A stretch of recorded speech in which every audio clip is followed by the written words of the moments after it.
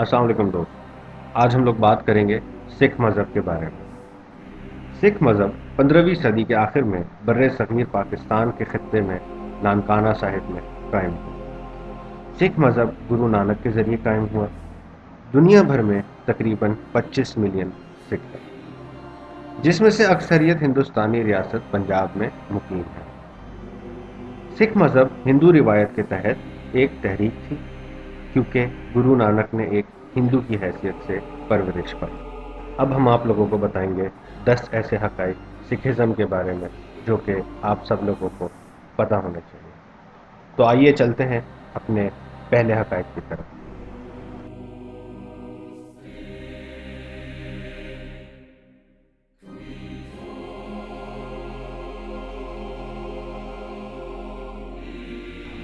پہلا، خدا کا تصور۔ سکھوں میں خدا کا تصور دوسرے مذاہب کے نظریے سے مختلف ہے۔ اسے ایک اوانکار یا ایک مستقل کے نام سے جانا جاتا ہے۔ یہ گڑمکھی اسکرپٹ میں پایا جاتا ہے کہ سکھ مذہب میں خدا کی کوئی صنف نہیں ہے، حالانکہ ترجمے میں مرد خدا پیش کیا جاتا ہے۔ یہ اکال پرکھ وقت اور جگہ سے آگے ہے اور نرانکر یعنی شکل کے بغیر بھی ہے۔ دوسرا، خالصہ کی تشکیل۔ گرو گوبند سنگھ جو سکھوں کے 10ویں اور آخری سکھ گرو تھے، انہوں نے خالصہ بنایا، اسپریچول بھائی چارے کو تخلیق کیا جو سوچ و عمل کی پاکیزگی پر زندگی بسر کرنے کو فروغ دیتا۔ انہوں نے ان کے عہد کو یاد دلانے اور شعور کی بلندی کو برقرار رکھنے میں ان کی مدد کے لیے خالصہ کو ایک مخصوص بیرونی شکل دی۔ ہر سکھ خالصہ نے 5 چیزیں پہننے کا وعدہ کیا۔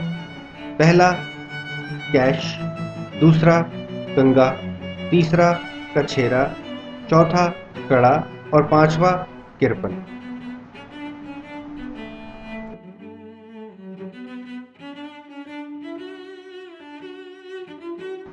تیسرا، یوگی یا سکھ اپنے بالوں کو نہیں کاٹتے۔ وہ اپنے سولر سینٹر میں سر کے اوپر اسے باندھتے ہیں یا گانٹھ دیتے ہیں۔ مردوں میں سولر سینٹر سامنے کی طرف پر ہے، خواتین کے 2 سولر سینٹر ہیں، ایک تاج چکرا کے مرکز میں ہے، دوسرا سر کے اوپر کی طرف پیٹھ کی طرف سے ہے۔ سب کے لیے سولر سینٹر میں بالوں کو باندھنا کسی ایک انسان کی ریڈینٹ انرجی کو چینل کرتا ہے اور روحانی توجہ کو برقرار رکھنے میں مدد کرتا ہے۔ چوتھا، گرو گرانتھ صاحب جو سکھوں کی مذہبی کتاب ہے، وہ ایک انوکھا اسکرپچر ہے۔ گرو گرانتھ صاحب کو سکھ گروؤں نے خود کمپائل کیا تھا اور بنیادی طور پر یہ گروؤں کی تحریروں پر مشتمل ہے۔ اس ذخیرے میں دیگر مذہبی شخصیات کی عقیدت بخش تحریریں بھی شامل ہیں، جن میں مسلم صوفیہ اور ہندو بختہ شامل ہیں۔ یہ صرف ایک ٹیکسٹ نہیں بلکہ شاعری ہے۔ گرو گرانتھ صاحب پوری طرح سے عقیدت بخش شاعری پر مشتمل ہے، جن میں سے بیشتر موسیقی پر منحصر ہے۔ گرو نانک کے زمانے سے ہی ان تحریروں نے سکھوں کے عمل میں مرکزی کردار ادا کیا ہے۔ سکھ کی عبادت انفرادی اور اجتماعی دونوں طرح کی ترتیب میں ان کمپوزیشنز کو گایا جاتا ہے۔ پانچواں، ایک حقیقی سکھ کبھی سپرسٹیشنز پر یقین نہیں کرتا ہے۔ سکھ مذہب کو ہدایت ہے کہ اچھے لمحات یا برے لمحات، اچھے دن یا برے دن، اچھے نمبرز یا برے نمبرز پر یقین نہ کریں۔ سکھ مذہب کے مطابق ہفتے کے تمام دن اور تمام نمبرز ایک جیسے ہیں، کوئی ایک دن یا ایک دن دوسرے سے بہتر نہیں ہے۔ چھٹا، خدا کو راضی کرنے کے آسان طریقے۔ سکھ مذہب کو ہدایت ہے کہ روزہ نہ رکھیں، جانوروں کی قربانی نہ دیں، زیارتوں پر نہ جائیں، خود پر تشدد نہ کریں یا اس طرح کے دیگر کاموں کو وہ انجام دیں۔ یہ ان پر لازم نہیں ہے۔ خدا کو خوش کرنے اور اس کے ساتھ ایک رہنے کا واحد راستہ اس سے پیار کرنا ہے۔ خدا کی محبت کو حاصل کرنے کے لیے کسی کو کوئی رسومات انجام دینے یا سپرسٹیشنز پر یقین کرنے کی ضرورت نہیں ہے۔ ساتواں، سکھ خواتین کو برابری کا درجہ حاصل ہے۔ 14ویں صدی میں گرو نانک دیو جی کے زمانے سے پہلے ہندوستانی خواتین کو ان کے معاشرے کی طرف سے سخت ذلیل اور ان پر ظلم کیا جاتا تھا۔ ان کا کام صرف اس دوڑ کو برقرار رکھنا، گھریلو کام کرنا اور معاشرے کے مرد ارکان کی خدمت کرنا تھا۔ خواتین کے بچوں کا قتل عام ایک عام بات تھی اور ستی کے عمل کی حوصلہ افزائی کی جاتی تھی۔ قدیم ہندو روایت جسے ستی کہا جاتا تھا، جس میں ایک بیوہ اپنے شوہر کے مرنے کے بعد اپنے آپ کو خود موت کے گھاٹ اتار دیتی تھی، ابتدا میں ہی ایک رضاکارانہ فعل جسے کافی بہادری سمجھا جاتا تھا، لیکن بعد میں یہ جبری مشق بن گئی۔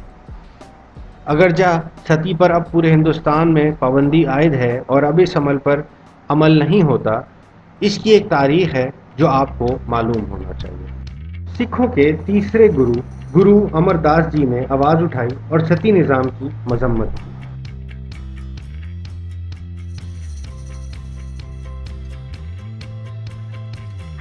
8واں، سکھ مذہب میں سلام۔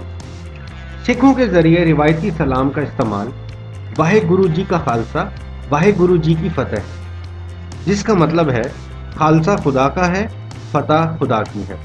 ایک اور روایتی سلامی ہے ست سری اکال، جس کا مطلب ہے لازوال خدا سچ ہے۔ 9واں، سنگھ اور کور کون ہوتے ہیں؟ سنگھ سکھزم کے اندر مرد کو کہا جاتا ہے اور کور خواتین کے لیے استعمال ہوتا ہے۔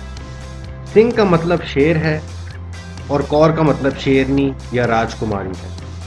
گروؤں نے ایسا نظام شروع کر کے معاشرے میں خواتین کی برابری کی تصدیق کی، جہاں شادی کے بعد خواتین کو اپنے آخری ناموں کو تبدیل نہیں کرنا پڑتا۔ سکھوں کی تاریخ میں بھی لڑائیاں ہوئی ہیں اور سکھ خواتین نے مردوں کے شانے بشانہ لڑائی کی ہے۔ اس طرح گروؤں نے خواتین کے لیے برابری کو یقینی بنایا ہے۔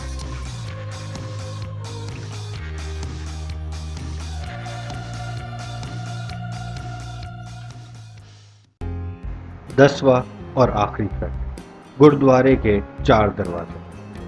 پہلا امن کا دروازہ، دوسرا روزی معاش کا دروازہ، تیسرا تعلیم کا دروازہ اور چوتھا فضل کا دروازہ کہلاتا ہے۔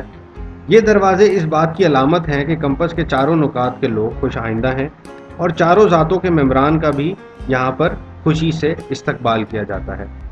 گردوارے میں ہمیشہ روشنی رہتی ہے، اس بات کو ظاہر کرنے کے لیے کہ گرو کی روشنی ہمیشہ دکھائی دیتی ہے اور کسی بھی وقت ہر ایک کے لیے قابل رسائی ہے۔